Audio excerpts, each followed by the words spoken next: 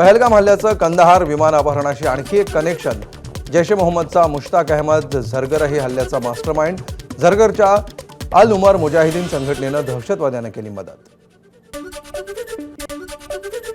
दहशतवाद्यांच्या शोधासाठी बैसरन खोऱ्यामध्ये जाणाऱ्या 54 रस्त्यांवर एनआयएची नजर.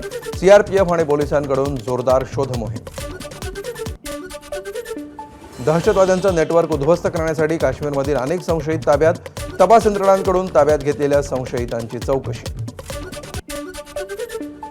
घातपाताचा कट उधळण्यात भारतीय सैन्याला मोठं यश.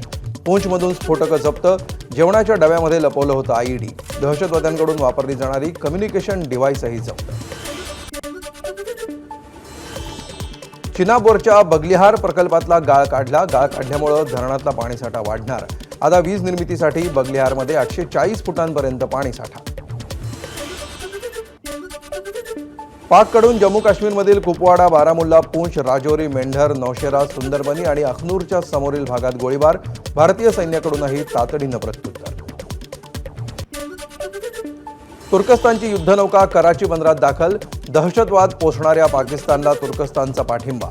मोठे देश भारतासोबत, मात्र तुर्कस्तानची पाकिस्तानशी हातमिळवणी. संरक्षण सचिव राजेश कुमार सिंग आणि पंतप्रधान मोदी यांची भेट. दोघांमध्ये जवळपास पाऊण तास चर्चा. पहलगाम हल्ल्याच्या पार्श्वभूमीवर बैठकांचं सत्र. भारत आणि जपान संरक्षण मंत्र्यांची महत्त्वाची द्विपक्षीय बैठक.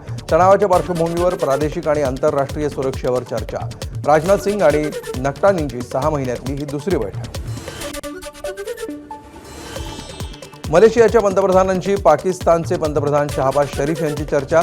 पहलगाम हल्ल्याशी पाकिस्तानचा संबंध नसल्याचं केलं स्पष्ट. पाकिस्तानशी हल्ल्याचा संबंध जोडण्याच्या चर्चा फेटाळल्या. पहलगाम हल्ल्याचा बदला घेण्यासाठी विलंब. उत्तर प्रदेश काँग्रेस अध्यक्ष अजय राय यांची टीका.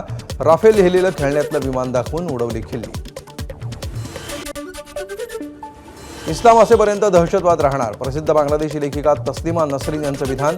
युरोपात चर्चचं रूपांतर म्युझियममध्ये झालं, पण मुस्लिम मशिदी बांधण्यातच गुंग. नसरीन यांचं वक्तव्य. बाबर आणि औरंगजेबासारखी 2-4 जण इथे आले आणि त्यांचे आज 20 कोटी झाले. बाबा रामदेव यांचं वादग्रस्त वक्तव्य.